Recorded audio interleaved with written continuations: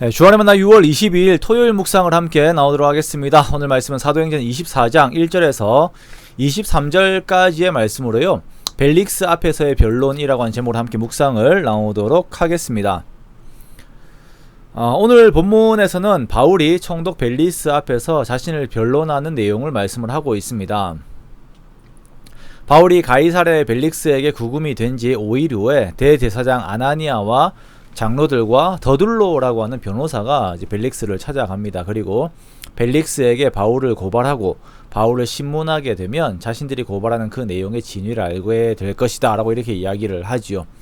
자, 이렇게 바울은 총독 벨리스 앞에서 다시 한번 더 고발을 당하게 됩니다.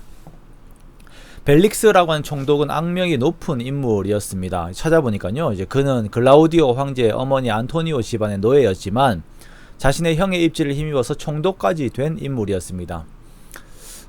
그런데 좀 여러 가지로 보니까 그의 통치에 미흡한 점들이 많이 있었는데요.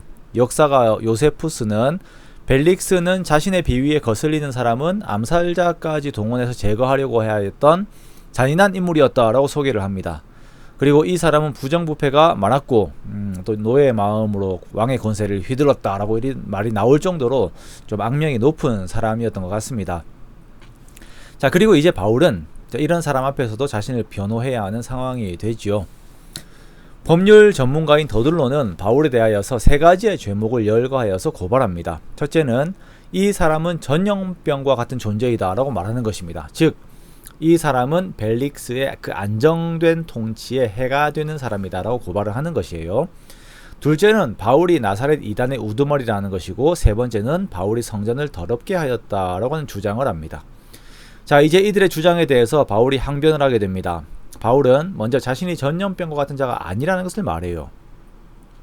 자신이 예루살렘에 예배하러 올라간 지 12일밖에 되지 않았고, 자신이 성전에서 누군가와 변론을 한다든지 혹은 무리를 소동케 하는 일을 하지 않았다라고 주장을 합니다. 그렇죠. 바울은 서원을 하러 성전에 갔었습니다.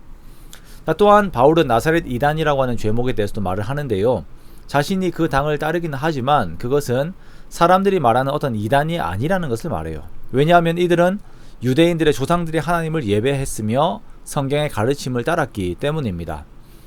14절부터는 바울의 신앙 고백이 등장을 합니다. 당신께 고백하리이다 라고 이렇게 말을 하면서 자신은 하나님을 섬기고 성경에 기록된 것을 다 믿으며 하나님께 대한 소망을 가지고 있음을 선언합니다. 즉, 의인과 의인의 부활에 대한 것을 말을 하는 것입니다.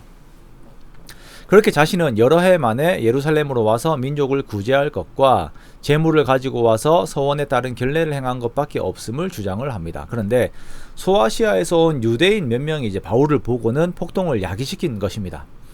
자, 문제는 폭동을 야기시킨 그 사람들은 정작 이 재판의 자리에 나오지 않았으니까 그들이 와서 바울을 고발하게 하라라고 바울이 그렇게 이야기를 하죠. 자, 이에 벨릭스는 이제 휴정을 하게 됩니다. 벨릭스가 더 이제 말을 듣지 않은 이유는 22절에 말씀을 하고 있는데요. 그것은 그가 이 도에 관한 것을 더 자세히 알고 있었다라고 그 사정을 말합니다. 아마도 벨릭스의 아내가 유대 여인인 그 드루실라였기 때문이었을 것입니다. 그래서 그는 바울이 죄가 없음을 알았어요.